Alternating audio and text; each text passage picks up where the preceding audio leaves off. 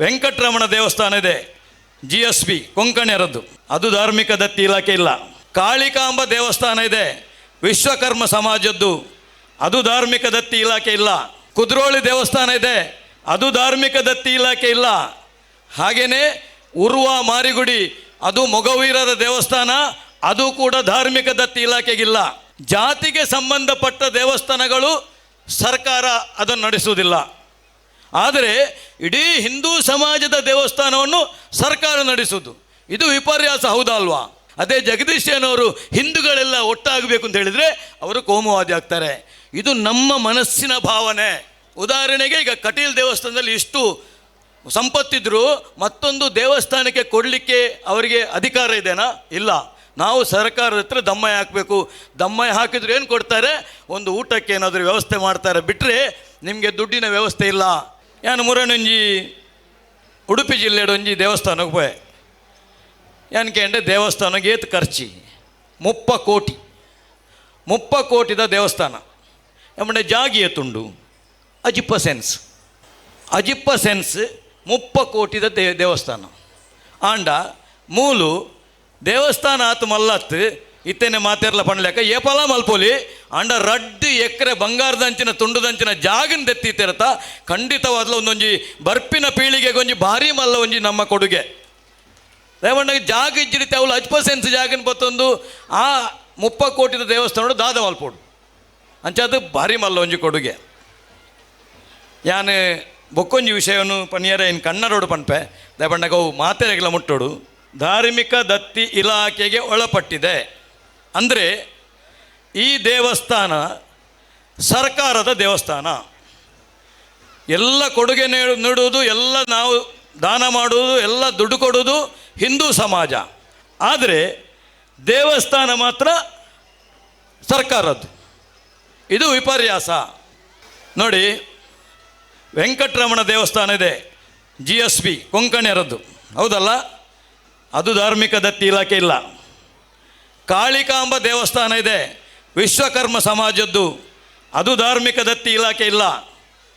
ಕುದ್ರೋಳಿ ದೇವಸ್ಥಾನ ಇದೆ, ಅದು ಧಾರ್ಮಿಕ ದತ್ತಿ ಇಲಾಖೆ ಇಲ್ಲ. ಹಾಗೆಯೇ ಉರ್ವ ಮಾರಿಗುಡಿ, ಅದು ಮೊಗವೀರರ ದೇವಸ್ಥಾನ, ಅದು ಕೂಡ ಧಾರ್ಮಿಕ ದತ್ತಿ ಇಲಾಖೆಗಿಲ್ಲ. ಅಂದರೆ ಜಾತಿಗೆ ಸಂಬಂಧಪಟ್ಟ ದೇವಸ್ಥಾನಗಳು ಸರ್ಕಾರ ಅದನ್ನು ನಡೆಸುವುದಿಲ್ಲ. ಆದರೆ ಇಡೀ ಹಿಂದೂ ಸಮಾಜದ ದೇವಸ್ಥಾನವನ್ನು ಸರ್ಕಾರ ನಡೆಸುವುದು, ಇದು ವಿಪರ್ಯಾಸ, ಹೌದಲ್ವಾ? ಇದು ವಿಪರ್ಯಾಸ ಅದಲ್ವಾ? ಅದೇ ಮಾರಿಗುಡಿ, ಬೋಳಾರದಲ್ಲಿ ಒಂದು ಮಾರಿಗುಡಿ ಇದೆ, ಅದು ಇಡೀ ಹಿಂದೂ ಸಮಾಜದ್ದು, ಅದು ಸರ್ಕಾರ ನಡೆಸುವುದು. ಅಂದರೆ ಸರ್ಕಾರಕ್ಕೂ ಕೂಡ ಒಂದು ಜಾತಿಯವರು ದೇವಸ್ಥಾನವನ್ನು ನೋಡಿಕೊಳ್ಳಲಿಕ್ಕೆ ಯೋಗ್ಯತೆ ಇದೆ. ಆದರೆ ಒಟ್ಟಾರೆ ಹಿಂದೂಗಳು ಎಲ್ಲ ಸೇರಿ ನಿಮಗೆ ದೇವಸ್ಥಾನವನ್ನು ನಡೆಸಲಿಕ್ಕೆ ಯೋಗ್ಯತೆ ಇಲ್ಲ ಎಂಬ ಭಾವನೆ ಯಾವುದೇ ಸರ್ಕಾರ ಇರಲಿ ಸರ್ಕಾರದಲ್ಲಿ ಇದೆ ಅಂತ ನನ್ನ ಭಾವನೆ. ಇಲ್ಲದಿದ್ದರೆ ಜಾತಿಗೆ ಸಂಬಂಧಪಟ್ಟ ದೇವಸ್ಥಾನಗಳು ಸರ್ಕಾರದಿಂದ ಹೊರಗೆ, ಇಡೀ ಹಿಂದೂ ಸಮಾಜದ ದೇವಸ್ಥಾನ ಮಾತ್ರ ಸರ್ಕಾರದ ಆಡಳಿತಕ್ಕೆ ಒಳಪಡಬೇಕು. ಯಾಕೆ? ಇದು ನನ್ನ ಪ್ರಶ್ನೆ. ಇದು ಯಾಕೆ ಅಂದರೆ ಇದು ನಮ್ಮ ಮನಸ್ಸಿನ ಭಾವನೆ ಕೂಡ ಇದೇ ಇದೆ. ನಮ್ಮ ಮನಸ್ಸಿನ ಭಾವನೆ ಕೂಡ ಇದೇ ಇದೆ. ಒಂದು ವೇದಿಕೆಯಲ್ಲಿ ಒಬ್ಬ ಬಂಟು ಸಂಘದ ಅಧ್ಯಕ್ಷ, ನಾವೆಲ್ಲ ಬಂಟರು ಒಟ್ಟಿಗಾಗಬೇಕು, ನಾವೆಲ್ಲ ಬಂಟರು ಒಂದಾಗಬೇಕು ಅಂತ ಹೇಳಿದರೆ ಅವನು ಅವನು ಜಾತಿವಾದಿನೂ ಅಲ್ಲ, ಕೋಮುವಾದಿನೂ ಅಲ್ಲ. ಒಬ್ಬ ಬಿಲ್ಲವ ಸಂಘದ ಅಧ್ಯಕ್ಷ, ನಾವೆಲ್ಲ ಬಿಲ್ಲವರು ಒಂದಾಗಬೇಕು ಅಂತ ಒಂದು ಕರೆ ಕೊಟ್ಟರೆ ಅವನು ಜಾತಿವಾದಿನೂ ಅಲ್ಲ, ಅವ ಕೋಮುವಾದಿನೂ ಅಲ್ಲ. ಒಬ್ಬ ಕುಲಾಲ ಸಂಘದ ಅಧ್ಯಕ್ಷ, ನಾವೆಲ್ಲ ಕುಲಾಲರು ಒಂದಾಗಬೇಕು ಅಂತ ಹೇಳಿದರೆ ಅವನು ಜಾತಿವಾದಿನೂ ಅಲ್ಲ, ಕೋಮುವಾದಿನೂ ಅಲ್ಲ. ಆದರೆ ಈ ದೇಶದ ಎಲ್ಲ ಹಿಂದೂಗಳು ಒಂದಾಗಬೇಕಂತ ಜಗದೀಶ್ ನಾವು ಹೇಳಿದರೆ ಅವನು ಕೋಮುವಾದಿ ಆಗ್ತಾನೆ. ಆಲೋಚನೆ ಮಾಡಿ, ನಮ್ಮ ಜಾತಿ ಒಂದಾಗಬೇಕು ಹೇಳಿದರೆ ನಾನು ಜಾತಿವಾದಿನೂ ಅಲ್ಲ, ಕೋಮುವಾದಿನೂ ಅಲ್ಲ. ಈಗ ಇದೇ ಕುಸುಮೋದರ್ ಶೆಟ್ಟರು ಬಂಟ್ ಸಂಘದಲ್ಲಿ ಹೋಗಿ ಮಾತಾಡಿದರೆ ಅವರನ್ನು ಯಾರು ಕೋಮುವಾದಿ ಅಂತ ಹೇಳೋದಿಲ್ಲ. ಅದೇ ಜಗದೀಶ್ ಅವರು ಹಿಂದೂಗಳೆಲ್ಲ ಒಟ್ಟಾಗಬೇಕು ಅಂತ ಹೇಳಿದರೆ ಅವರು ಕೋಮುವಾದಿ ಆಗ್ತಾರೆ. ಇದು ನಮ್ಮ ಮನಸ್ಸಿನ ಭಾವನೆ. ಈ ಮನಸ್ಸಿನ ಭಾವನೆಯನ್ನು ತೊಡೆದು ಹಾಕಿದ್ರೆ ನಾಳೆ ಎಲ್ಲ ದೇವಸ್ಥಾನಗಳು ಕೂಡ ಹಿಂದೂಗಳ ಆಡಳಿತಕ್ಕೆ ಬರ್ತದೆ. ಇದು ಸೂಕ್ಷ್ಮವಾಗಿ ನಾವು ಆಲೋಚನೆ ಮಾಡಬೇಕು ಬಂಧುಗಳೇ. ಬಂಟ್ರ ಸಂಘ ಅದು ಕೋಮುವಾದಿ ಅಲ್ಲ, ಬಿಲ್ಲವ ಸಂಘ ಕೋಮುವಾದಿ ಅಲ್ಲ, ದಲಿತ ಸಂಘ ಕೋಮುವಾದಿ ಅಲ್ಲ. ಆದರೆ ಈ ಪ್ರಪಂಚದ 110 ಕೋಟಿ ಜನಗಳು ಒಂದಾಗಬೇಕು ಎನ್ನುವ ರಾಷ್ಟ್ರೀಯ ಸ್ವಯಂ ಸೇವಕ ಸಂಘಕ್ಕೆ ನಾವು ಕೋಮುವಾದದ ಪಟ್ಟಿಯನ್ನು ಕಟ್ತೇವೆ ಬಂಧುಗಳೇ. ಇದು ನಾವು ಆಲೋಚನೆ ಮಾಡಬೇಕು. ನಾವು ಹಿಂದೂಗಳು ಕಷ್ಟಪಟ್ಟು ನಾವು ಹಿಂದೂಗಳು ಅವರವರಿಂದ 100 ರೂಪಾಯಿ 200 ರೂಪಾಯಿ ಬೇಡಿ ಮಾಡಿದ ದೇವಸ್ಥಾನಕ್ಕೆ ಒಬ್ಬ ಸರ್ಕಾರಿ ಅಧಿಕಾರಿ ನಮ್ಮನ್ನು ಆಡಳಿತ ಮಾಡ್ತಾನೆ ಅಂತಂದರೆ ಇದಕ್ಕಿಂತ ವಿಪರ್ಯಾಸ ಬೇರಿಲ್ಲ. ಇದೇ ನೋಡಿ, ವೆಂಕಟರಮಣ ದೇವಸ್ಥಾನ ಕಾರ್ ಸೀಟಲ್ಲಿರಲಿ, ಗುರುಪುರದಲ್ಲಿರಲಿ, ಇದು ಸರ್ಕಾರ ಅಲ್ಲ. ಆದರೆ ಸಾವಿರಾರು ಕೋಟಿ ಆದಾಯ ಬರುವ ತಿರುಪತಿ ವೆಂಕಟರಮಣ ಸರ್ಕಾರದ ಆಡಳಿತ.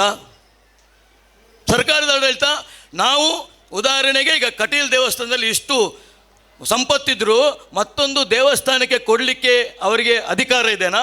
ಇಲ್ಲ. ನಾವು ಸರ್ಕಾರದ ಹತ್ರ ದಮ್ಮಯ್ಯ ಹಾಕಬೇಕು. ದಮ್ಮಯ್ಯ ಹಾಕಿದ್ರೆ ಏನು ಕೊಡ್ತಾರೆ? ಒಂದು ಊಟಕ್ಕೆ ಏನಾದರೂ ವ್ಯವಸ್ಥೆ ಮಾಡ್ತಾರೆ, ಬಿಟ್ಟರೆ ನಿಮಗೆ ದುಡ್ಡಿನ ವ್ಯವಸ್ಥೆ ಇಲ್ಲ. ನಮ್ಮ ಕುಕ್ಕೆ ಸುಬ್ರಹ್ಮಣ್ಯ ದೇವಸ್ಥಾನದಲ್ಲಿ ಸುಮಾರು 200-300 ಕೋಟಿ ರೂಪಾಯಿ ಇದೆ. ಅದೇ ದೇವಸ್ಥಾನದ ದುಡ್ಡನ್ನು ಬಾಕಿ ದೇವಸ್ಥಾನಗಳಿಗೆ ಉಪಯೋಗ ಮಾಡಿದರೆ ನಮಗೆ ಯಾರಿಂದಲೂ ಬೇಡುವ ಅವಶ್ಯಕತೆ ಇಲ್ಲ. ಆದರೂ ನಾವು ಅದರಿಂದ 100 ರೂಪಾಯಿ ತಗೊಳ್ಬೇಕಾದ್ರೆ ನಾವು ಸರ್ಕಾರಿ ಅಧಿಕಾರಿಯ ಕಾಲಿಡಬೇಕಾಗ್ತದೆ. ಇದು ವಿಪರ್ಯಾಸ ಬಂಧುಗಳೇ. ಯಾಕಂದರೆ ನಾವೆಲ್ಲ ಹಿಂದೂಗಳು ಒಟ್ಟಾಗಿ ಈ ಹಿಂದೂ ದೇವಸ್ಥಾನಗಳು ಹಿಂದೂಗಳ ಸುಪರ್ದಿಗೆ ಬರಬೇಕು ಎನ್ನುವ ಒಂದು ಕೂಗನ್ನು ಎಬ್ಬಿಸದಿದ್ದರೆ ಮುಂದಿನ ದಿನಗಳಲ್ಲಿ ಇದೊಂದು ಶೋಚನೀಯ ಪರಿಸ್ಥಿತಿಗೆ ಬರಬಹುದು ಎನ್ನುವ ಮಾತಿನೊಂದಿಗೆ ನಾನು ವಿರಮಿಸ್ತೇನೆ. ಜೈ ಶ್ರೀರಾಮ್.